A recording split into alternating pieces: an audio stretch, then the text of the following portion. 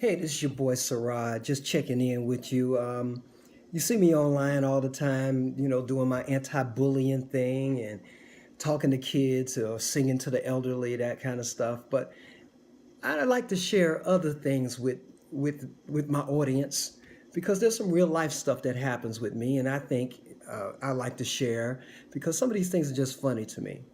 I mean, maybe it's just me, but I like to share it, and I think it might be kind of helpful for guys out there. This message I'm going to share today. It took me a long time to come up with a good title for it.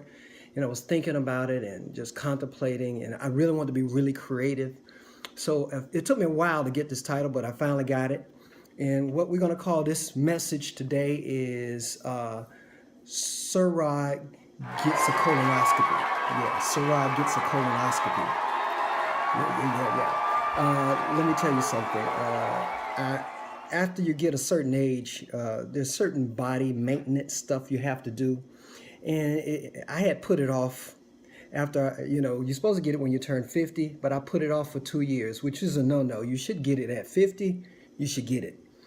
But I put it off because I was nervous. I haven't been to sleep. I've never been admitted in a hospital.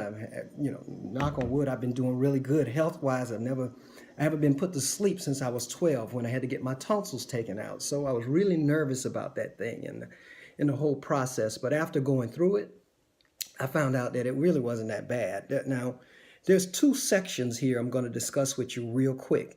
The first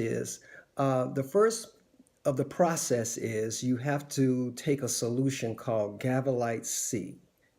Now, they kept saying the worst part is the solution. I didn't believe them, but the worst part is the solution. Now, Gavialite C should be in the Guinness Book of World Record or something because that solution, it made my bottom parts do things I didn't know that it could do. I mean, it was amazing. And also, at one point, I didn't know if I was number one or number twoing at the same time. I mean, Gavialite C, I could do a whole video on just that alone.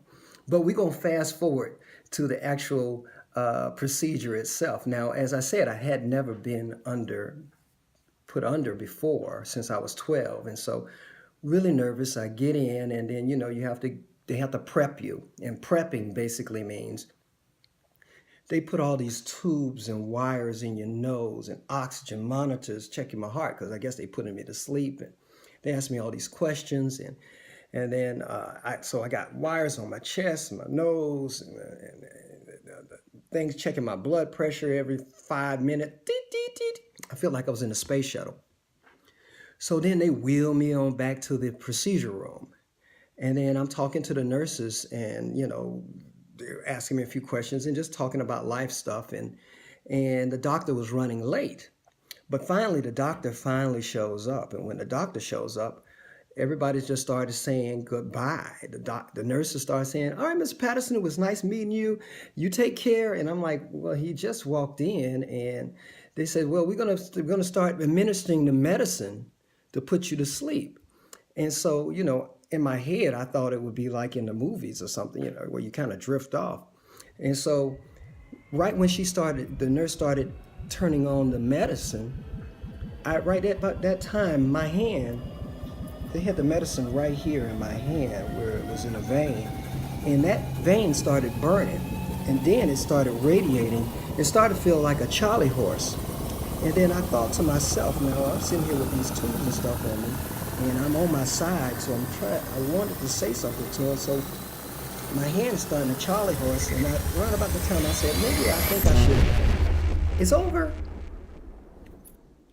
It was over, just that quick. Before I could even tell him mid-thought of my hand is starting to hurt. It's over, Mr. Patterson. Not only was it over, but I was back in the recovery room, all the tubes and all the wires, everything, and I was prepped. They had me sitting up in the bed, like, you could get dressed now, Mr. Patterson. That blew my mind, just how quick. And I looked at the clock, because I remember looking at the clock before I went under. It was like 10 o'clock. And when I looked at the clock again, it was like 10:50. So it's like been 45 minutes, 50 minutes. I was mad at my body. Seemed like it didn't even put any resistance to that medicine. Seemed like in my head, I thought I would fight it off. And, man, they had to give you extra dose. Nah, my body just laid right over. It was like no fighting. I was gone and was back again. So that was the mind-blowing part. But it wasn't really, at the end of the day, it really wasn't that bad other than the Gavialite C.